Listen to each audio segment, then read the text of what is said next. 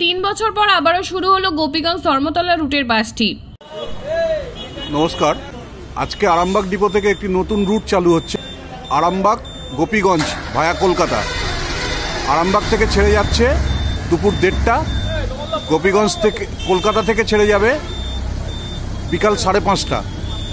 পরবর্তী দিন অর্থাৎ আগামীকাল সকাল 5:30টায় ছেড়ে কলকাতা আসবে এবং কলকাতা থেকে আরামবাগ আসবে গাড়িটি।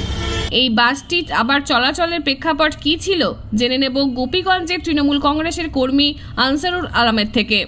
2015 সালের 21শে জানুয়ারি হচ্ছে গোপীগঞ্জ ধর্মতলা বাসটা চালু হয়েছিল, সেটা SBS টিসির বাসটা।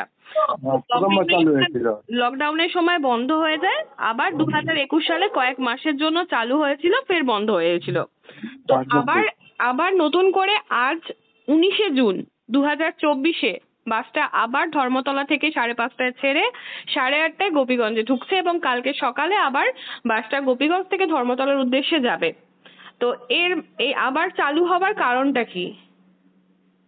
আবার চালু হওয়ার কারণ আমরা এলাকার জনগণ 9ই জুন আমাদের 9th জুন গোপীগঞ্জে এসেছিলেন আমাদের সদ্য নির্বাচিত এমপি দেব। ওনাকে সম্বর্ধনা দেওয়া হয়েছিল এবং গাছের চারা লাগাতে এসেছিলেন। সেখানে আমরা দাবি করেছিলাম যে আমাদের সরাসরি কলকাতার সঙ্গে যোগাযোগের জন্য এটা একটি বড় মাধ্যম হচ্ছে ওই SBSTC বাস। তাদের ধর্মতলা পর্যন্ত কোনো সরাসরি বাস নেই। কেউ বারুইপুর চলে যাচ্ছে, কেউ শ্যামবাজার চলে যাচ্ছে, পাঁশকুড়া আছে, হাওড়া আছে, এই কলকাতা আছে, কলকাতা নাই, এই ঘাটাল আছে। এই জন্য আমরা এটাকে দাবি করেছিলাম যাতে যোগাযোগের সুবিধা হয়।